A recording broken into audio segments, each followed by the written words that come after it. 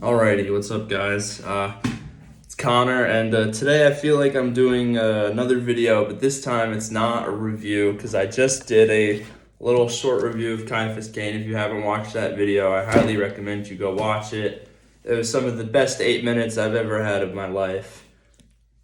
But speaking of which, I figured I would make this video because, I got nothing to do, so we're going to talk about Renegades of the Long War. So if you're new here, if the algorithm's just pushing me out, my name's Connor and I enjoy various forms of Warhammer literature. And it's been recently that I've just been kind of reviewing the ones I've read. So before we get into the book that got me into the Warhammer universe as a whole, I would like to also talk about the book that almost ruined it for me, Eisenhorn. So I was not a fan of Eisenhorn. I thought it was super boring, but I was a young, impressionable young man, and I was like, let's see what other informed people on the internet would have to say about various literature regarding Warhammer. Maybe they have some really good ideas and some good recommendations. And this was the consensus. This is what you should read if you're new. Xenos is so good, and it was okay, but I didn't like it at all. It was painfully mid. But you know what wasn't? Renegades of the Long War. My first real in-depth intro. This was the first book, by the way, that I've ever finished. This was the first book, not Eisenhorn. This was by far what set me on the path to starting the Horus Heresy and to reading all these other books. So there's a lot of books included in here.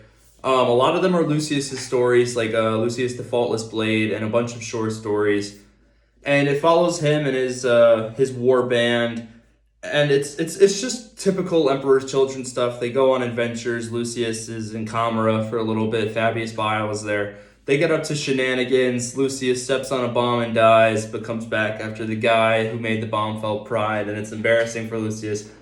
There's a bunch of stories, but if you haven't read The Faultless Blade, you should read it, because I wasn't the biggest Lucius enjoyer prior to this, because this was my first book. So when I heard about these characters, I didn't know who Karn was. I didn't know who Lucius was. I knew them through memes and other YouTubers like Luton and Amber King, like YouTubers who kind of do like more in-depth like character analysis, slash they take the excerpts and you read about it or whatever. That was my intro to them. That wasn't them as a whole though. This dives a lot more in depth for Lucius, and it was just really cool. You got to see how his mind works, why he makes certain decisions, how his relationships with his war band members are. He needs them and he even enjoys their company, but at the end of the day, they're just tools for him to experience new levels of sensation and experience and murder. And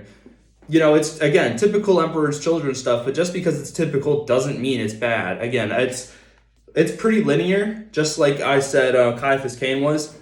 A lot of these stories and traitor stories are mostly linear, but that doesn't make them bad. I think it's a formula that genuinely is effective. And it was just fun watching Lucius get absolutely inconvenienced in every way, shape, or form. And basically when he was in Camera, he was really depowered. He didn't have his combat drugs, and it was rough. And Fabius Bile hits him with Torment, and it's not fun for anybody, because if you don't know, Torment is like a nullification weapon that basically is the worst thing ever to get hit with, because it just hurts so much. But, it is what it is, right? Everyone likes watching Lucius suffer because he's such a loser, but he's my loser because he's fun to watch. I enjoy it. And then we skip forward past Lucius and we have an World Eaters, which was funny enough too. This was my first introduction to Karn, but Karn comes in later in the story. This is when the traitors are still sort of reforming and understanding what's going on. So I think this story takes place a little bit after the Siege of Terra, I believe, because that's what I picked up from some of the dialogue. Because Karn is knocked out and he thinks he's dead. But obviously this bro's not going to die because Khorne has marked him, and we'll get into that. But there's another World Eater, and it's a warband, and they picked up Karn, and they're just going through the motions, dealing with the nails. And one of them sort of befriends, and I say befriends in the lightest way because all traitors want to kill each other.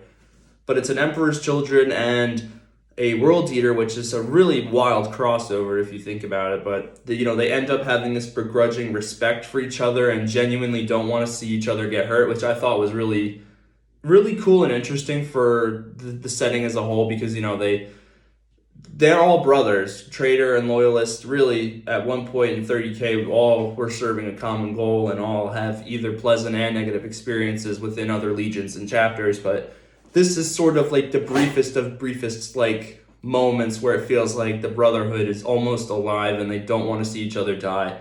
But then the Emperor's Children kind of unhinges his jaw and does a supersonic scream. All hell breaks loose, and then a fleet of Emperor's Children pulls up, and there's a Slaneshi demon that talks to Karn, and he says, "You've been marked by the Blood God." And then happens the Battle of Scalathrax, and henceforth the betrayer is known, all that shit. It's typical stuff, and I understand I'm kind of glossing over a lot of minor details, but that's because I really think you should read this, because it is a good book. It's not the best book, but it's the book that got me invested in exploring all the different factions and trying to expand my knowledge without having to rely on excerpts from people or getting all my lore from YouTubers. Because I'm going to sideline this. This is pretty much done. There's nothing wrong with getting your info from YouTubers or from online excerpts. I still do it to this day, even though I'm progressively picking up more and more books and reading more and more diverse books, considering different factions and all that. Like, I'm about to pick up Brutal Cunning probably within the next couple of weeks because I'm going to take a break from the heresy. But my point is, there's nothing inherently wrong with getting your info from either, like I said, big YouTubers like Luton or the Amber King, or, even other creators who sort of teeter on that edge, but also cover their own stuff and kind of mishmash it, like Mr. Bones, Pancreas Network, all dudes who I think are really cool and I'm subscribed to. Like, I enjoy watching their videos.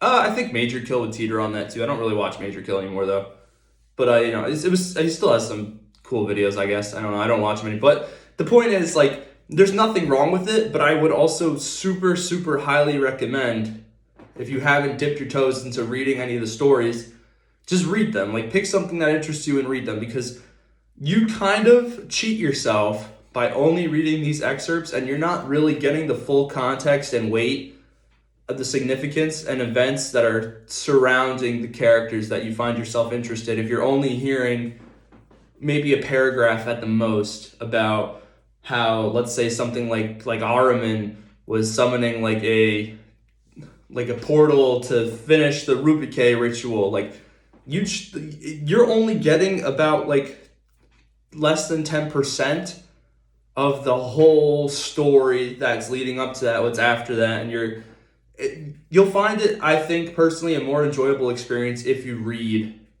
books, the stories that you only vaguely hear about through other sources.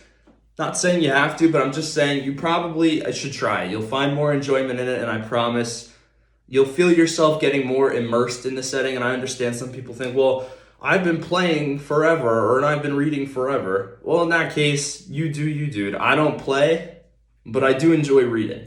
And I think a lot of people who just only passively ingest the lore through other sources should just give it a try, even a short story.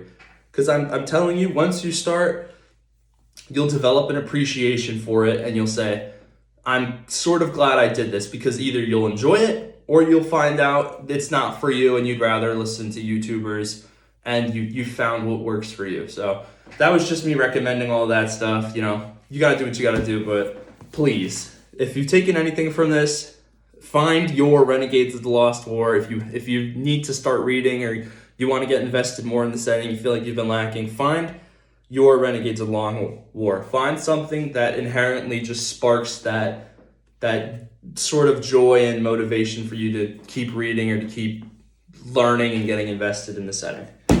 Other than that, I am out of here. But if you like the video, I appreciate it. If you like the video so much you think you should subscribe, I recommend you subscribe, because I love seeing the numbers tick, because it means I'm doing something right and people are enjoying what I'm putting out. So thank you guys. I am out of here.